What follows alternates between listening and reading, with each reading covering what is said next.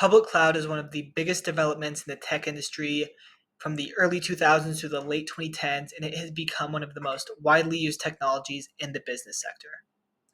Today, we're going to talk about what public cloud is, where it came from, and why everybody is using it.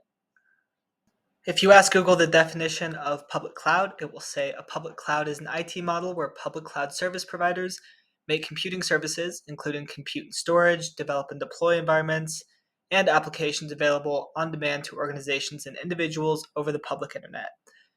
Now, that's a lot of big words, so let's break it down a little bit. The simplest possible way to explain public cloud is you're borrowing somebody else's computer. This can be in a more literal sense, such as an AWS EC2 instance, which is a service by AWS, where you're just renting out part of one of their larger servers to use for your own smaller web server. It can also be not quite as straightforward, where maybe you're using AWS's WAF service or web application firewall, where you're still borrowing their compute power to spin up a firewall, but you're not directly borrowing, say, a web server from them. Now, things like EC2 instances and web application firewalls and S3 and all of these services are part of the public cloud. Amazon is giving you all these little building blocks to help you build whatever application, platform, or service you're trying to build. This makes it so you can build whatever project you want without having to spend any out-of-pocket money on physical equipment. So now let's take it back a few years and talk about where some of these public cloud providers came from and which ones are most popular today. Starting off, we're going to talk about Amazon Web Services. Amazon Web Services is currently the most popular cloud provider with 31% market share as of Q1 2024 and was released back in 2006. The very first service launched with AWS was actually the Simple Queue service, shortly followed by S3 and EC2. In second place, we have Azure, which was developed by Microsoft and currently holds 25% market share and was launched back in February of 2010.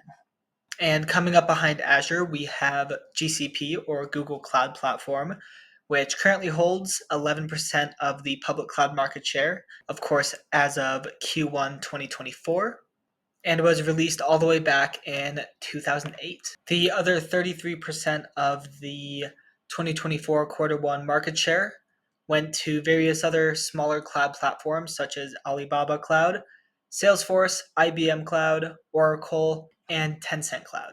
So now let's talk about why so many companies and so many people prefer to use public cloud providers than to host their servers in a data center or, say, even in their own building. There's two main concepts that really play a huge role in this. We have the Capex versus Opex pricing model difference, as well as the shared responsibility model. First, let's talk about Capex versus Opex. For this, I like to use the analogy. So let's take your water bill. It's based on how much water you use every month. If you use less water one month, your bill will be less than maybe a month where you used more water. This is an example of a operational expense, or Opex. You are only paying for what you use. So now let's pretend your water bill is a capital expense instead of an operational expense.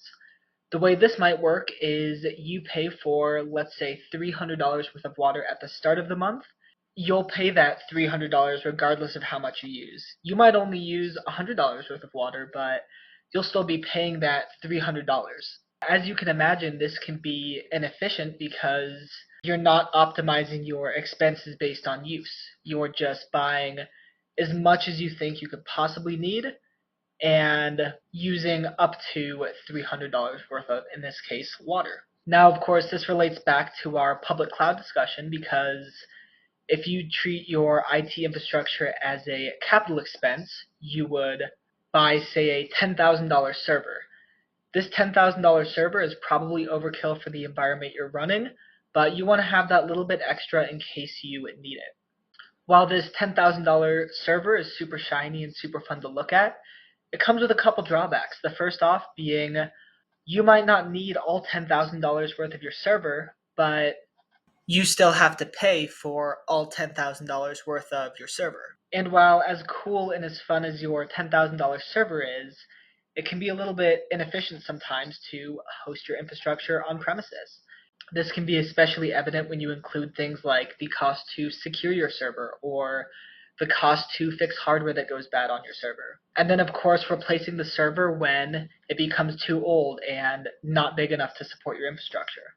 Now, in contrast to that, let's say you went with a public cloud-based infrastructure and all of your servers are hosted in AWS or Google Cloud Platform or Azure or any of these other public cloud providers. This makes it so you're only paying for the computing power you need, and along with that, you also don't have to worry about paying somebody to watch it overnight. You don't have to pay for hardware repairs. You don't have to pay for the rack the thing sits on or the cables that go along with it. And while this can lead to a higher month-to-month cost, in a lot of cases it can actually be more cost-efficient over time. Another benefit that public cloud offers is the idea of a shared responsibility model. This means that you're not responsible for the entire server that you're running your application on, or even the software on that physical server. You're just responsible for the virtual server that's sitting on top of the physical server. For example, on Amazon Web Services, you don't have to worry about the physical security. That comes out of Amazon's pocket. They have people out there watching their data centers at night, making sure that everything stays safe and secure. You also won't have to worry about any of the infrastructure that's supporting the public cloud platform that you're hosting your application on. They'll cover all of the networking between their regions and data centers, along with all of these servers running the services that you're using in the cloud. So there it is. There is the what, when, and why of public cloud providers. Of course, there is so much more complexity to this, and I'll probably be making videos going a little bit more in depth to specific services offered by certain public cloud providers and what they can be used for. But for now, I'm going to leave it off there. I hope you guys enjoyed the video.